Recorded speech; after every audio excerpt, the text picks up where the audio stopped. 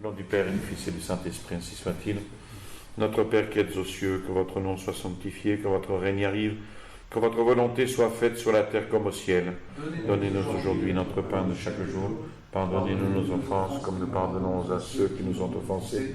Et ne nous laissez pas succomber à la tentation, mais délivrez-nous du mal, ainsi soit-il. Saint Pie X, au nom du Père et du Fils et du Saint-Esprit, ainsi soit-il. Bien, nous poursuivons et nous terminerons avec cette encyclique Acerbo Nimis. À la page 6, la nécessité de la formation religieuse. Saint Pie X affirme que l'esprit, que là où l'esprit est enveloppé des ténèbres d'une épaisse ignorance, c'est-à-dire crasse, il est impossible que subsiste une volonté droite ou des bonnes mœurs. Donc, ignorance égale volonté de travers et mauvaise mœurs. Car s'il est possible à celui qui marche les yeux ouverts de s'écarter du chemin droit et sûr, ce danger menace encore plus, certainement, celui qui est atteint de cécité.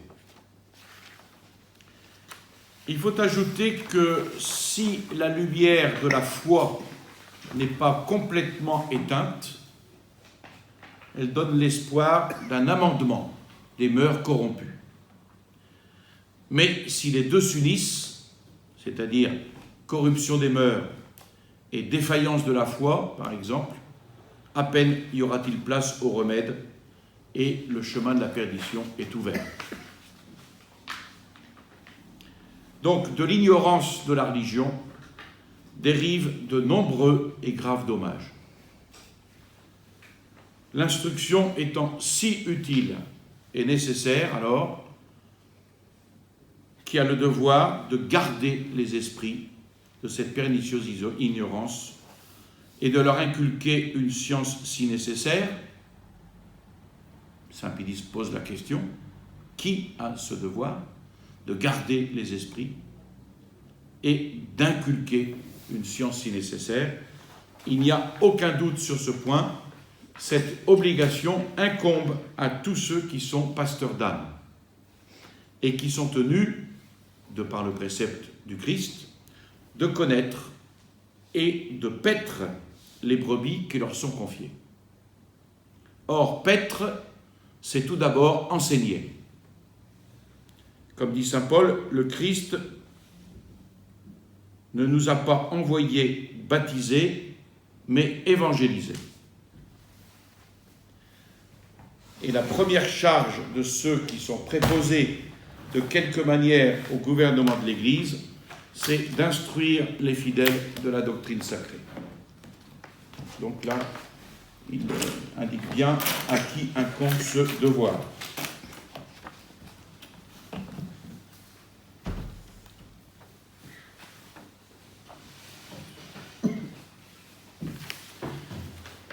Donc, grave devoir de prêcher et d'enseigner.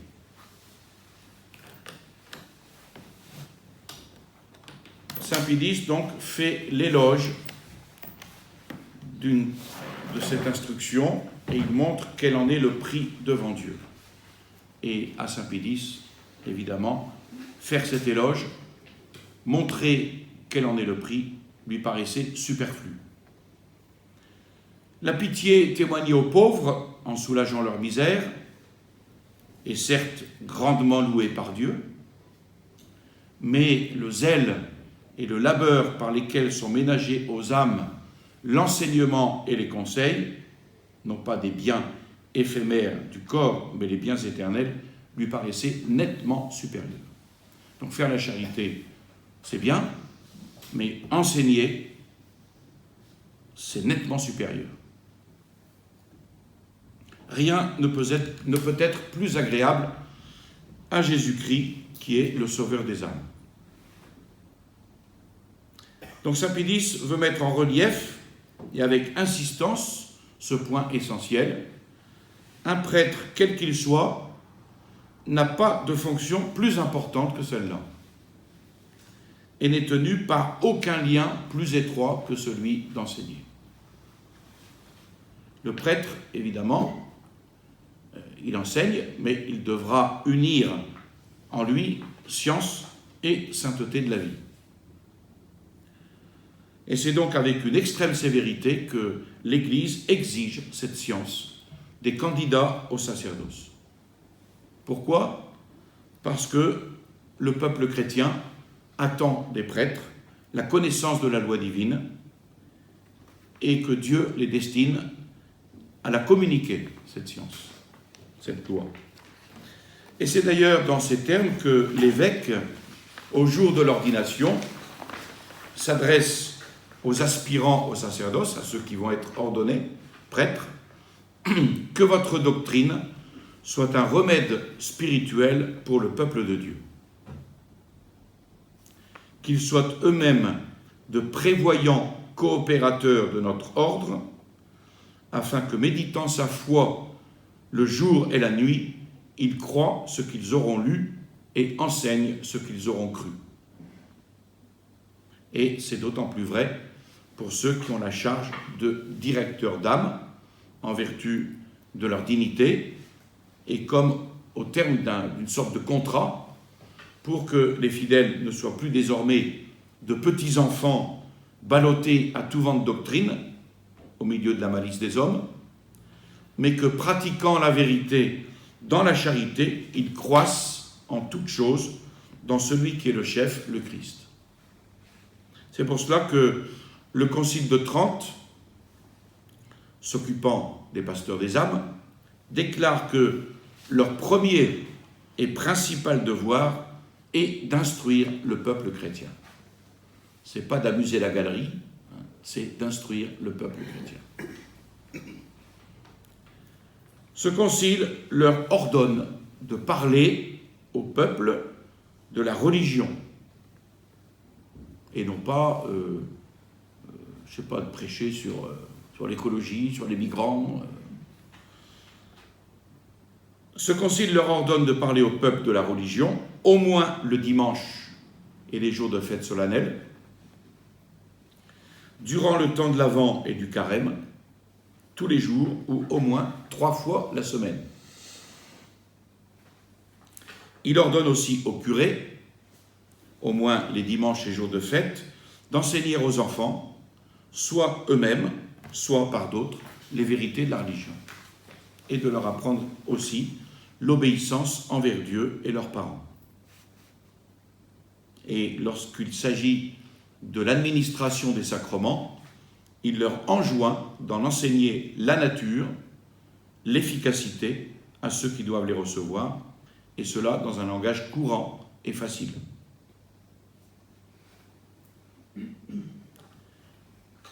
Ensuite, saint Pédis analyse quelle doit être l'homélie et la catéchèse. Benoît XIV, dans sa constitution Etsi Minime, a résumé et précisé ces prescriptions du Concile de Trente. 2 obligations principales ont été imposées par le Concile de Trente à ceux qui ont charge d'âme. L'une, de parler au peuple des choses divines les jours de fête. Et l'autre, d'instruire les enfants et les ignorants des vérités élémentaires de la loi divine et de la foi. Donc, à bon droit, Benoît XIV distinguait ce double devoir, celui de la prédication, qui est une explication de l'Évangile, et celui de l'enseignement de la doctrine chrétienne. Et saint Pédis explique pourquoi ceux qui, désirant diminuer leur travail, se persuadent que l'homélie peut tenir lieu de catéchisme, se trompent. En effet, l'allocution sur l'Évangile s'adresse à ceux qui, déjà, doivent être pénétrés des éléments de la foi. Ça ne veut pas dire que dans une homélie, on n'introduise pas certains éléments de catéchisme, mais ce n'est pas du catéchisme. c'est, pourrait-on dire, du pain distribué aux adultes. L'enseignement du catéchisme, au contraire, c'est le lait dont saint Pierre voulait que les fidèles fussent avides, sans malice, comme des enfants nouveau-nés. Donc le pain et le lait. On veut du pain, on veut du lait. Alors, au catéchiste, il appartient donc de choisir, de traiter quelques vérités ayant rapport à la foi ou aux mœurs chrétiennes et de la mettre en lumière sous tous ses aspects. L'enseignement a un but, évidemment. Le but, c'est l'amendement de la vie. Et comme le but de l'enseignement doit être cet amendement de la vie, le catéchiste va établir une comparaison entre les préceptes de vie que Dieu a donnés et la manière dont les hommes vivent en réalité. Puis, à l'aide d'exemples appropriés, sagement choisis dans les Saintes Écritures, dans l'histoire ecclésiastique, dans la vie des saints, il va montrer à ses auditeurs, il va leur faire toucher comme du doigt la règle suivant laquelle ils doivent ordonner leur conduite. Et puis il terminera en les exhortant à détester, à fuir le vice et à pratiquer la vertu. Alors, la charge d'enseigner ainsi la doctrine chrétienne, elle peut déplaire à beaucoup, car elle est d'ordinaire peu appréciée et elle n'est peut-être pas de nature à conquérir la ferveur populaire. Mais c'est le jugement d'homme qui se laisse guider plus par la légèreté que par la vérité.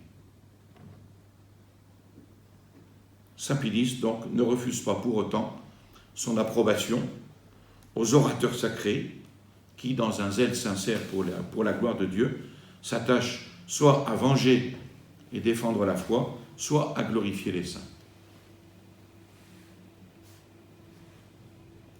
Alors, dans l'enseignement du catéchisme, il y a deux vertus qui doivent être pratiquées, l'humilité et la simplicité.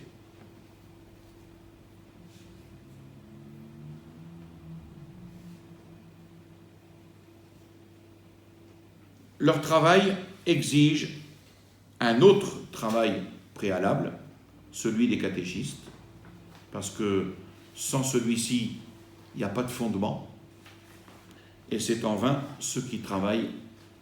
que travaillent ceux qui bâtissent la maison. On ne bâtit pas sur du sable, on bâtit sur un fondement, et le fondement, c'est la doctrine catholique. Trop fréquemment, dit saint Pidis, les discours les plus pompeux, qui sont applaudis par les assemblées les plus nombreuses, ont pour unique résultat de chatouiller les oreilles et n'émeuvent pas les cœurs. C'est de l'instruction catéchétique, au contraire, bien que humble et simple de langage, que Dieu dit par Isaïe, je cite donc le prophète Isaïe, « De même que la pluie et la neige descendent du ciel et n'y retournent pas, mais abreuvent la terre, la pénètrent, la font germer, procurent la semence à qui sème et le pain à qui mange, ainsi sera ma parole qui sortira de ma bouche. Elle ne reviendra pas inutile vers moi, mais elle fera tout ce que j'ai voulu et elle accomplira ce pourquoi je l'ai envoyée. » Saint Pidis pense qu'il faut juger de même des prêtres qui, pour mettre en lumière les vérités de la religion, composent de laborieux ouvrages. Ils méritent estime, mais combien en est-il qui étudient des ouvrages de ce genre et qui en tirent un profit proportionné à la peine et au désir de l'auteur? Ici, c'est du bon sens. Par contre, si l'enseignement de la doctrine chrétienne est bien donné, il procure toujours quelque utilité aux auditeurs. Il convient en effet de le rappeler pour enflammer le zèle des ministres de Dieu, car le nombre de ceux qui ignorent tout de la religion, ou de ceux qui n'ont de Dieu et de la foi chrétienne qu'une connaissance telle qu'au milieu de la lumière de la vérité catholique, elle leur permet de vivre au milieu des idolâtres, le nombre de ces gens-là est immense.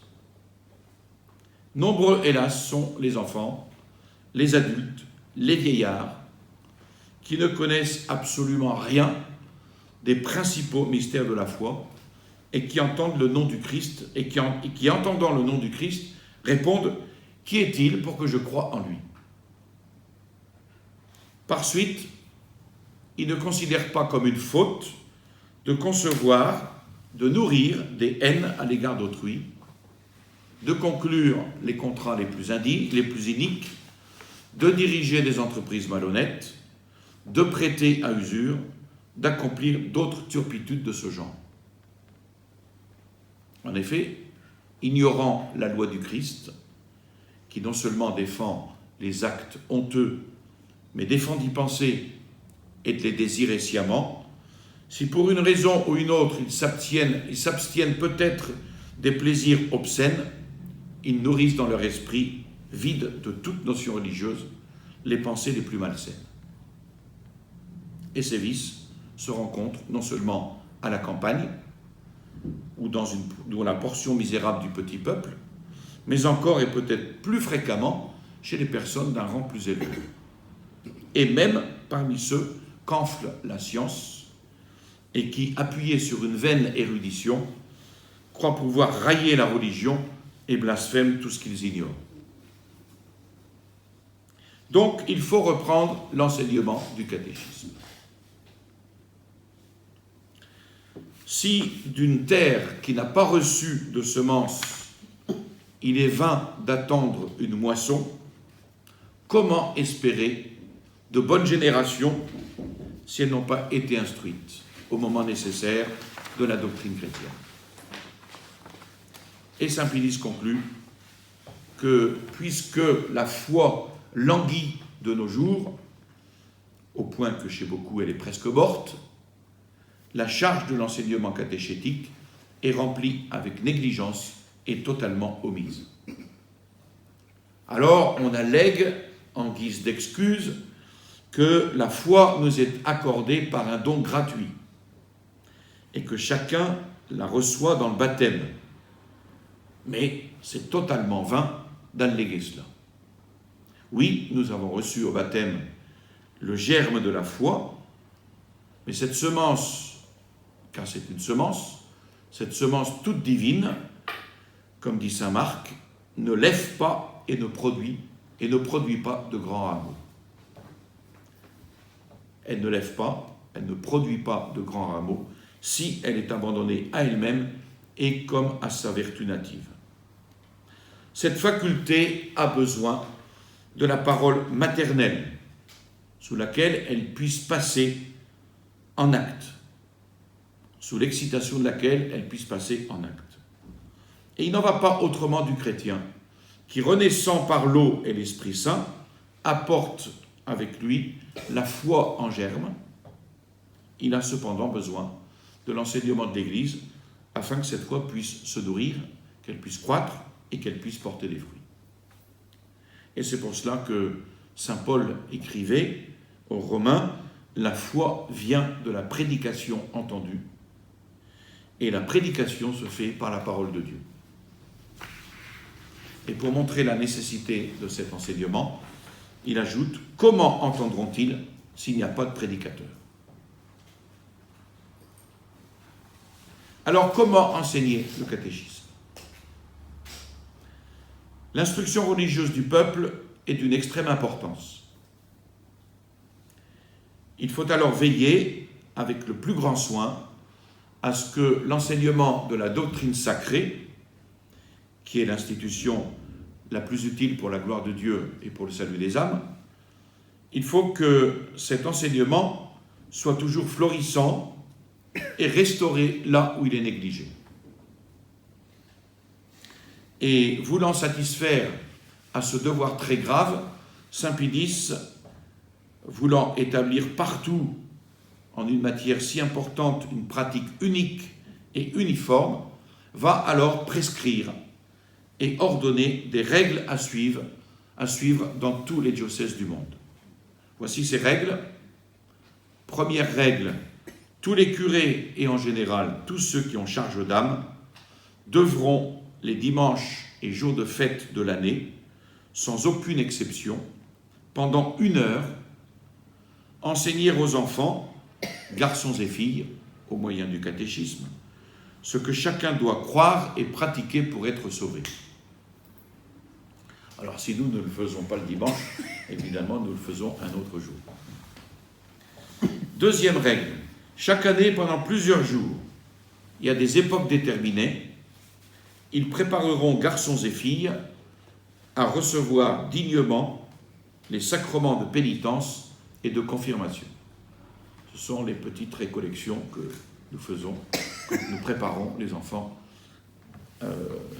à la première communion et à la confirmation. De même, chaque jour de carême, et avec un soin particulier, et si besoin, et durant quelques jours après les fêtes de Pâques, ils prépareront jeunes gens et jeunes filles par des instructions et exhortations appropriées à s'approcher saintement pour la première fois de la Sainte Table.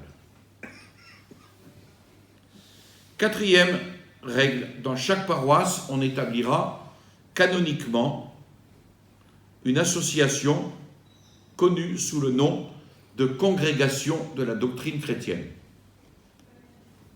Et les curés, surtout là où le nombre des prêtres est restreint, ils y trouveront comme auxiliaires dans l'enseignement du catéchisme des laïcs qui se consacreront à ce ministère, tant par zèle pour la gloire de Dieu que pour gagner les saintes indulgences. Cinquième règle, dans les grandes villes, et particulièrement dans celles où se trouvent les universités, lycées et collèges, on fondera des écoles de religion pour enseigner les vérités de foi, les préceptes de la vie chrétienne à la jeunesse qui fréquente les écoles publiques, où l'on ne donne aucune notion religieuse. Sixième règle, surtout à notre époque, les adultes n'ont pas moins besoin que la jeunesse de l'instruction religieuse.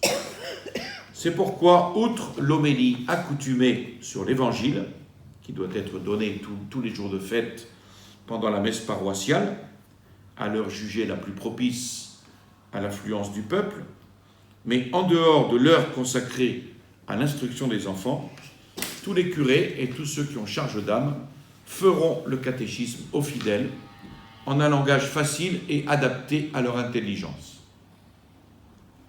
Ils se serviront à cet effet du catéchisme du Concile de Trente, et de manière à parcourir en l'espace de 4 ou 5 ans tout ce qui concerne le symbole, c'est-à-dire le credo, les sacrements, le décalogue, la prière et les commandements de l'Église. Donc saint Pie X exhorte les évêques à faire appliquer ses décisions et ses prescriptions dans leur diocèse, et sans retard et intégralement. Il les exhorte à ce que ces ordres ne tombent pas dans l'oubli, ne soient pas exécutés avec négligence et apathie, et pour éviter cela, c'est-à-dire pour éviter la négligence et l'apathie, les évêques doivent recommander avec insistance de ne pas aborder le catéchisme à l'improviste, mais après une sérieuse préparation, afin de ne point prononcer les paroles de la sagesse humaine dans la simplicité du cœur et la vérité de Dieu, et de suivre l'exemple du Christ qui, bien que révélant des choses sacrées depuis la création du monde, disait cependant toutes choses en parabole à la foule et ne leur parlait point sans parabole. Donc il faut une bonne préparation. Saint Pédis ne veut pas que par zèle pour cette simplicité, on se persuade qu'en ce genre, il ne faut ni labeur ni méditation. Donc, pas d'improvisation. Il en faut, au contraire, labeur et méditation, ici plus qu'ailleurs. Il est beaucoup plus facile de trouver un orateur à la parole abondante et brillante qu'un catéchiste dont l'enseignement soit de tout point digne d'éloge. Quelle que soit donc la facilité naturelle de pensée et d'élocution que l'on ait reçue, il faut bien retenir que jamais on ne parlera de la doctrine chrétienne avec fruit pour les âmes à des enfants ou au peuple si on est préparé et exercé par une sérieuse méditation.